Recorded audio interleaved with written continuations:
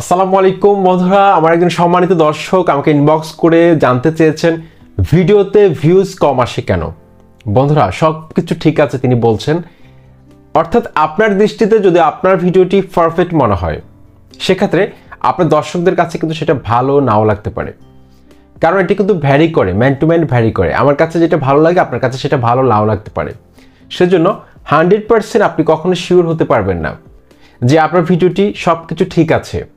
সেটা দর্শকদের ফিডব্যাকের উপর ভিত্তি করে সবচেয়ে বেশি যেই টপিকসে কমেন্ট আসে, দর্শকদের ফিডব্যাক যদি আপনি ভালোভাবে অ্যানালাইসিস করতে পারেন সেক্ষেত্রে আপনি বুঝতে পারবেন যে আপনার কোথায় ভুল রয়েছে, কোথায় আপনার ভালো হচ্ছে, এগুলো কিন্তু আপনারা খুব সহজে বুঝতে পারবেন।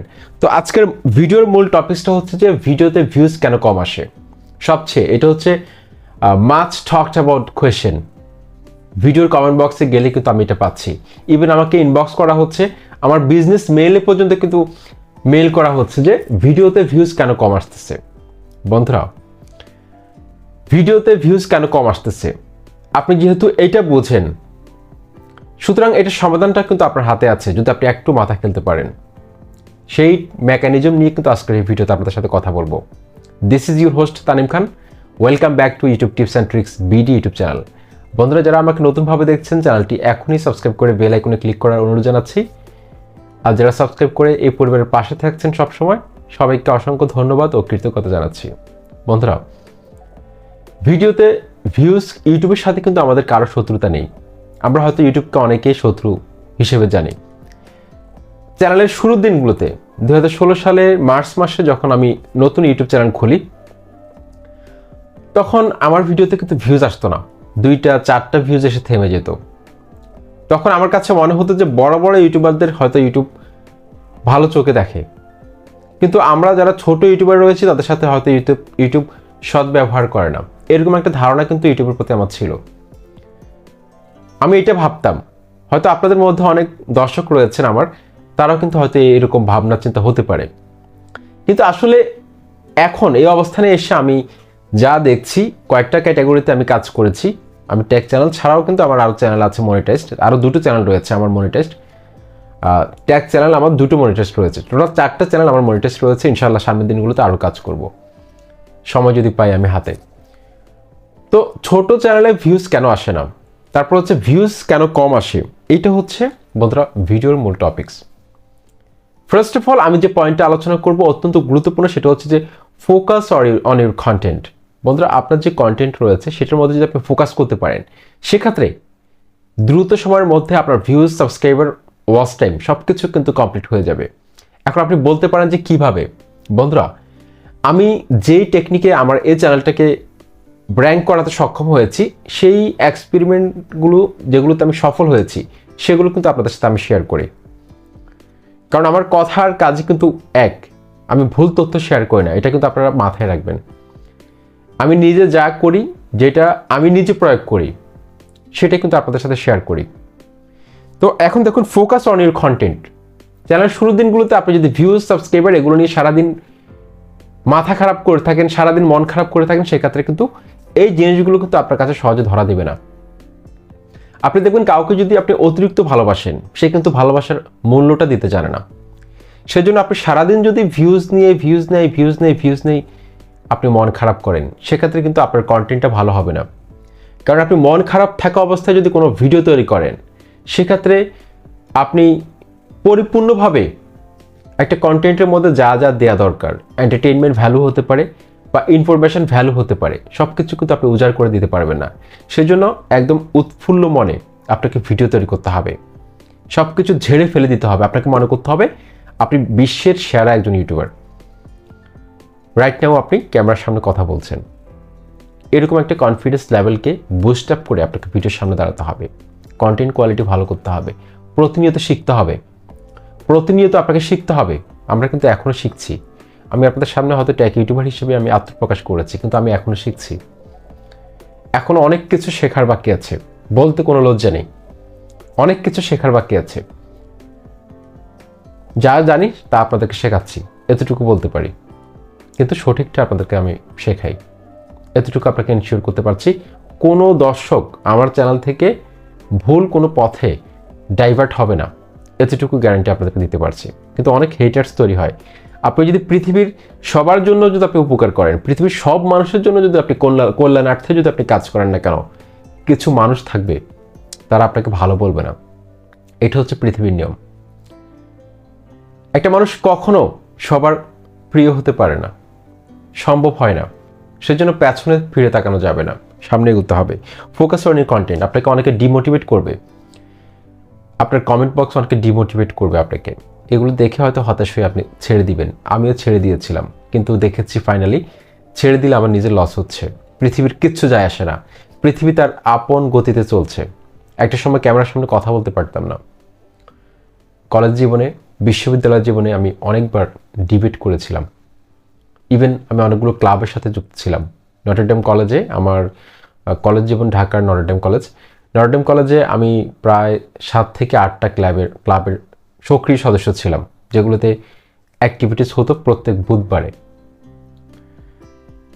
19টা ক্লাব ছিল আমাদের কলেজে, কিন্তু সবগুলো ক্লাবের সাথে মোটামুটি আমার একটা কানেকশন ছিল, যার ফলশ্রুতিতে আজকে আপনাদের সাথে আমি কথা বলতে পারছি। তারপর কলেজ জীবন আমি আবৃত্তির সঙ্গে কিন্তু যুক্ত ছিলাম, আবৃত্তি শিল্পী হিসেবেও কিন্তু আমি কাজ করেছিলাম। তো ফার্স্ট অফ অল আপনাকে কন্টেন্ট কোয়ালিটির দিকে নজর দিতে হবে। Focus on your content. আপনাকে কিভাবে ভিডিও ভালো করা যায়, কিভাবে ভিডিওর মধ্যে আরও পর্যাপ্ত ইনফরমেশন যোগ করা যায়, কিভাবে আজকের পর দিন আরেকটু বেটার করা যায়, কিভাবে এডিটিংটা আরেকটু ভালো করা যায়, কিভাবে কথা বলার মধ্যে আরেকটু ভালো করা যায়, এই জিনিসগুলোর মধ্যে প্রতিনিয়ত ডে বাই ডে আপনাকে ইমপ্রুভমেন্ট নিয়ে আসতে হবে। তাহলে দেখবেন যে আপনার ভিউ, সাবস্ক্রাইবার এগুলো এমনিতে চলে আসবে, যেটা আমি কখনো চিন্তা করিনি। হয়তো আমার ইউটিউবিং যাত্রার শুরুর দিনগুলোতে হয়তো আমি সাবস্ক্রাইবার, স্প্যামিং এগুলোর সাথে আমি কিন্তু যুক্ত ছিলাম, অস্বীকার করছি না। কমেন্ট বক্সে সাবস্ক্রাইব করুন, এগুলোর সাথে কিন্তু আমি নিজেও যুক্ত ছিলাম। কিন্তু রাইট নাও আমি যখন ইউটিউবিং আস্তে আস্তে বুঝতে শিখেছি, ইউটিউব সম্পর্কে আমার পরিপূর্ণ ধারণা যখন আমার মধ্যে চলে আসে, তখন থেকে কিন্তু আমি এগুলো ছেড়ে দিই। আমি স্প্যামিং করি না, বিভিন্ন অ্যাপসের মাধ্যমে ভিউজ নিয়ে আমি বন্ধ করে দিই। আমি কন্টেন্ট কোয়ালিটির দিকে নজর দেওয়ার চেষ্টা করি। তখন থেকে দেখছি যে আমার ভিডিওতে ভিউজ চলে আসে, ওয়াচ টাইম কমপ্লিট হয়ে যাচ্ছে, সাবস্ক্রাইবার চলে আসতেছে, মানুষ আমাকে ভালোবাসতে শুরু করে। এটাই হচ্ছে আসল খেল। তারপর 2 নম্বর যে পয়েন্টটা আলোচনা করবো, সেটা প্রপার এসইও করতে হবে। বন্ধুরা, আপনার চ্যানেলটা যেহেতু এখন ছোট, আপনাকে কিন্তু তেমন একটা মানুষ চিনবে না। যেমন ধরুন আমার যে ফেজটা, এটা যদি কোনো থাম্বনেলে থাকে, কিছুটা হলেও কিন্তু ক্লিক পড়বে। কারণ 2016 সাল থেকে একটা মানুষ ইউটিউব প্ল্যাটফর্মে বিভিন্ন ক্যাটাগরিতে কাজ করতেছে। কোনো না কোনো দর্শক কিন্তু আমার পেজটা চিনে। যেমন আমি আমার এই চ্যানেলটা খোলার পর অনেক দর্শক আমার ভিডিওতে কমেন্ট করেছে যে স্যার, আমি আপনার অন্য চ্যানেলের দর্শক, খুব ভালো লাগছে আপনাকে নতুন এই চ্যানেলে দেখে, কবে খুলেছেন আমরা তো জানতাম না, অনেকে কমেন্ট করছে। তো কোনো না কোনো সময় কিন্তু আমার থাম্বনেলগুলো কোনো না কোনো দর্শকের সামনে কিন্তু পৌঁছবে, যারা আমার পুরাতন সাবস্ক্রাইবার রয়েছে। তো আস্তে আস্তে কিন্তু এভাবে কিন্তু ফেস ভ্যালু একজন ইউটিউবার তৈরি হয়। এটা আপনারও তৈরি হবে। একটা সময় দেখবেন যে আপনাকে সবাই চিনে যাবে, আপনি যে চ্যানেল খুলবেন সেই চ্যানেলটা কিন্তু ভাইরাল হয়ে যাচ্ছে। তখন ভিউজের জন্য আপনাকে চিন্তা করতে হবে না। 3 নম্বর, থাম্বনেল, প্রফেশনাল থাম্বনেল তৈরি করা শিখতে হবে। বন্ধুরা, একটা মানুষ মায়ের পেট থেকে বের হয়েই কিন্তু সবকিছু জানে না। আস্তে আস্তে কিন্তু একটা মানুষ সবকিছু শিখে, একটা মানুষ সবকিছু আস্তে আস্তে শিখে। সেজন্য থাম্বনেল কোয়ালিটি ইমপ্রুভ করতে হবে। থাম্বনেল যদি ভালো না হয়, সেক্ষেত্রে ভিউজ আসবে না। এটা একদম শর্টকাট কথা আমি বলে দিচ্ছি। আপনারা আমার কমিউনিটি ট্যাবের মধ্যে বা আমার চ্যানেলের নামটা দিয়ে মেনশন করে দেখুন, সার্চ করে YouTube tips and tricks BD একসাথে লিখে আপনারা ইউটিউবে সার্চ করে দেখুন। আমাকে নিয়ে যারা ভিডিও তৈরি করেছিল, তাদের মধ্যে যেসব ভিডিও থাম্বনেল সবচেয়ে সুন্দর, আকর্ষণীয় ছিল, তারা কিন্তু 1000-এর উপরে ভিউজ পেয়েছে, অনেকগুলো সাবস্ক্রাইবার পেয়েছে। কেউ 50টা, কেউ 100টা পার ভিডিওতে। আমার সাবস্ক্রাইবারগুলো ডাইভার্ট হয়ে তাদের চ্যানেলে গেছে, শুধুমাত্র তাদের থাম্বনেলটা আকর্ষণীয় হওয়ার কারণে। কিন্তু অনেকে আমাকে নিয়ে ভিডিও তৈরি করেছিল, তারা কিন্তু ওরকম ভিউজ পায়নি। কারণটা হচ্ছে কি, তারা কিন্তু থাম্বনেল তৈরি করতে জানে না।